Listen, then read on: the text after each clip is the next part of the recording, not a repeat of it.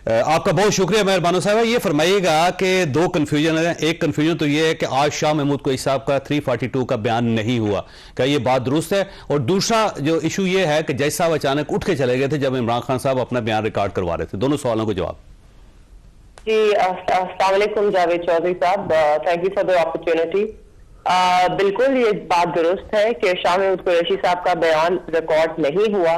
जज साहब ने जिस उजलत में ये सारा केस चलाया है, आज उसी ही उजलत में उन्होंने अपना फैसला भी सुनाया है।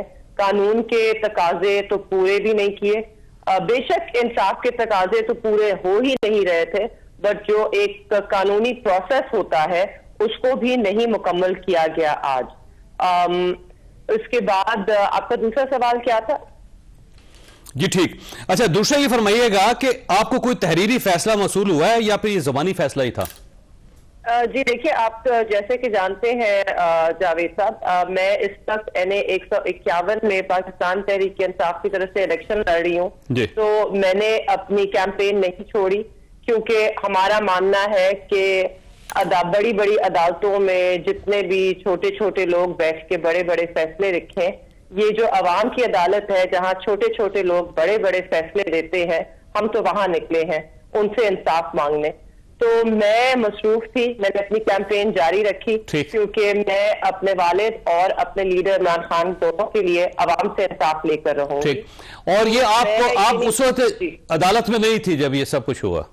नहीं जी, मैं अदालत में नहीं थी। मेरी छोटी, तो ये इंफॉर्मेशन कहां से मिली फिर आपको कि जो शाह महमूद कुरैशी साहब उनका 342 का बयान नहीं हुआ और तहरीरी फैसला भी नहीं? मेरी बहन और वालदा वहां पे मौजूद थे, उनसे मुझे मालूम हुआ है।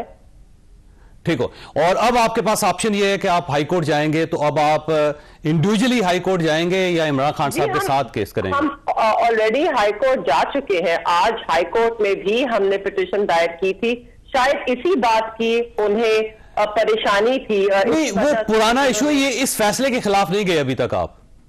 जी, वो तो हम प्रोसेस के खिलाफ गए हैं ना जावेद साहब, क्योंकि जब जो कानूनी प्रोसेस है वो ही नहीं फॉलो किया जा रहा, तो उसकी जो डिसीजन है अब इंशाल्लाह, जैसे हमें, आई एम नॉट श्योर, मेरी अब उसके बाद बात नहीं हुई कि अभी तक उन्हें फैसला मिला है कि नहीं मिला है, मगर जरूर उसके बाद भी वो जाएंगे।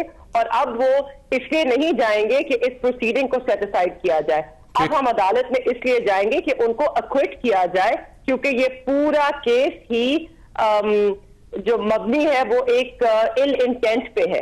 ये एक विच हंट है और ये सियासी इंतकाम लिया जा रहा है। यहाँ पे इंसाफ नहीं हुआ जा रहा। जी मेहर साहब, आपका बहुत बहुत शुक्रिया। जी साकिब साहब, आप कुछ कह रहे थे, फरमाइए। जी, वो बात कर रहा था कि ये 342 की स्टेटमेंट वाला मामला बड़ा इंपॉर्टेंट है। अगर ये शाह महमूद कुरैशी साहब के हवाले से जिस तरह बताया जा रहा है या प्रोसिक्यूशन, लेकिन वैसे फैसला इसके बगैर भी हो सकता है। 342 के बगैर भी पाकिस्तान की हिस्ट्री में बहुत फैसले हुए हैं। नहीं, फैसले हुए हैं, लेकिन अल्टीमेटली आपको एक डिफेंस का मौका दिया जाता है। अल्टीमेटली एक सुकम के तौर पर देखा जाता है फैसलों में। जब अपील में जब जाते हैं, मतलब फैसला तो हो जाते हैं, तो अपील में जब जाते हैं तो सुकम के तौर पर ये आगे जो है वो अक्यूज को जो है वो फेवर कर जाते हैं।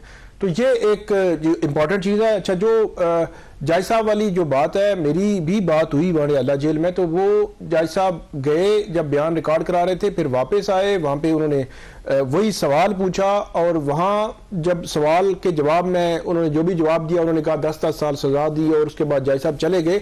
उसके बाद शाह महमूद कुरैशी ने कहा कि मेरा तो 342 लिया, बल्कि जैसा को रोकते रहे वो कि जी मेरा तो बयान हुआ ही नहीं 342 का। तो वो एक जो है वो चीज वहां पे मौजूद है।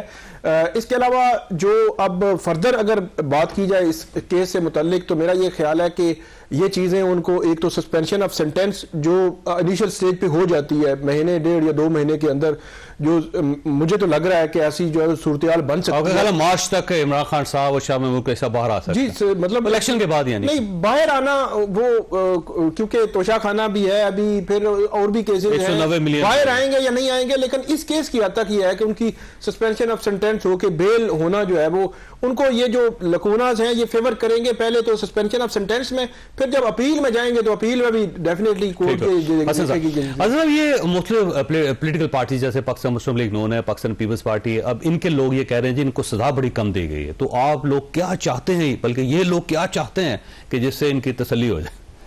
खैर इसका जवाब तो वही दे सकते हैं, वैसे आपसे लेकिन मैं उस बारे में क्या कह सकता हूँ जी, ये जवाब वही दे सकते हैं कि मेरे हिसाब से मतलब सजा ना ज्यादा ना कम, बिल्कुल कानून के मुताबिक हुई है, यही सजा बनती थी। और देखिए इसमें दो हिस्से हैं ना, एक तो ये है कि जो ऑफिशियल सीक्रेट एक्ट के तहत जो इमरान खान साहब ने एक बात की कि जी ये साइफर है, उसको जो है डीक्लासिफाई किए बगैर ही उसको पब्लिक किया, उसके मंदरजात किए पब्लिक, उसकी तो सेंटेंस बनती है 2 साल। ठीक, लेकिन जो पाकिस्तान के ताल्लुकात खराब हुए अमेरिका के साथ और फिर पाकिस्तान के जो डिप्लोमेट्स हैं उनकी दुनिया के ऊपर जो, अब देखिए ना, हम पाकिस्तान एक ऐसा मुल्क है जो खित्ते के अंदर इस तरीके से है जिसके दुश्मन भी हैं। पाकिस्तान को ऐसा मुल्क नहीं है स्विट्जरलैंड की तरह जहां दोस्त ही दोस्त हैं, आप समझे बात। तो ऐसे मुल्क के लिए ऊपर जो है ना ये चीज इंपैक्ट हुई है और ये चीज साबित हुई है। एक तो साइफर को डीक्लासिफाई नहीं किया हुआ था, अगर डीक्लासिफाई हुआ होता तो फिर ये सजा ही ना होती, फिर ये केस ही नहीं था, ये सारा मामला क्लियर था। तो ये वकला आपको याद होगा पीटीआई के, ये मुसलसल कहते रहे, इवन के बैरिस्टर अली जफर साहब भी मैंने याद है, उन्होंने भी कहा जी कि ये डीक्लासिफाई हुआ है। वो पंचोदा साहब तो जो है मेरा ख्याल है हो नहीं सकता, बार बार ये कहते रहे जी कि डीक्लासिफाइड है, ये केस नहीं है, ये नहीं है, वो नहीं है। देखिए आप लोगों को चीट कर रहे हैं ना, अपने वोटर्स को, अपने सपोर्टर्स को चीट कर रहे हैं। आपको सच्ची बात करनी चाहिए कि डीक्लासिफाइड नहीं है, ये हो चुका है, लेकिन उन्होंने बेसिकली एक सियासी मौकफ रखा। और जब आप लीगल बैटल के लिए जब आप गए तो वहां पर आपके तमाम जो सियासी मौकफ था वो ना सिर्फ जमीन बोस हो गया, बल्कि उल्टा आपने अदम जो है वो पैरवी पर जो उनका डिफेंस का हक था, जो आप डिफेंस कर सकते थे, उसको भी जो है वो खत्म करवा दिया। ठीक, इस सूरत हाल में सबसे ज्यादा कसूर इनके वकला का है, उनके अपने इंतखाबात में वो मुलविस थे। मैं कह रहा हूँ कि जो पुराना तोशाखाना वाला केस है जो इलेक्शन कमीशन वाला, उसमें भी जिसमें इनको सजा हुई हुई है, वो भी इन्हीं वकला की वजह से जो है वो उनको कोई डिफेंस दिया नहीं इमरान खान साहब का, और इस केस में भी मरवाने वाले वकील ही हैं। रज़ा साहब आपके पास एक सवाल है, ब्रेक लेनी है। मैंने सवाल बड़ा सादा सा है कि आपके पास इतने ज्यादा वकला थे, अब या तो उनसे केस लड़वा लेते या फिर उनसे इलेक्शन लड़वा लेते। अब वो इलेक्शन लड़ेंगे या केस लड़ेंगे, तो उन्होंने अपना चेयरमैन कुर्बान कर दिया अपने इलेक्शन के लिए। बात कर रहे थे कि जो डीक्लासिफिकेशन ऑफ द साइफर होता है, सवाल उठता है उसको डीक्लासिफाई करता कौन है, वो कौन सी अथॉरिटी है जो कैबिनेट करती है, लेकिन हो नहीं सकता। एक मिनट है, ये नहीं हो सकता, बिल्कुल हो सकता है। मैं आपको एक चीज बताता हूँ, सुप्रीम कोर्ट ऑफ पाकिस्तान ने नहीं माना। सुन लेना, सुप्रीम कोर्ट, फिर मैं कुछ कहूंगा उस वक्त चीफ जस्टिस को भेजा गया था कि आप इसको रख के इस पे फैसला कर लें। एक मिनट है, पूरी दुनिया में डीक्लासिफिकेशन होती है, 30 साल नहीं सर, 30 साल बाद नहीं होती है। अभी जो डोनाल्ड ट्रंप के ऊपर जो बात हो रही थी उसके ऊपर एक सवाल उठा था कि इन्होंने चीजों को डीक्लासिफाई, मतलब इन्होंने चीजों को जो सीक्रेट थे उनको कर गए। फिर उन्होंने कहा, सवाल उठा था कि ये कर सकते कि नहीं कर सकते थे। As a president he is the authority to declassified, लेकिन वो पकड़े किस चीज पे गए, वो पकड़े इस चीज पे गए कि वो डॉक्यूमेंटेशन ऑफिस की बजाय डॉक्यूमेंटेशन उनके घर से पकड़ी गई थी, उस चीज में वो पकड़े गए थे। तो आप ये कहते हैं डिक्लासिफाई हो चुका है। दो लोग by law of declassification of cyber international law मान लेते हैं डिक्लासिफाई हो गया, तो आपके वकला क्यों नहीं साबित कर सके अदालत में कि ये डिक्लासिफाइड है?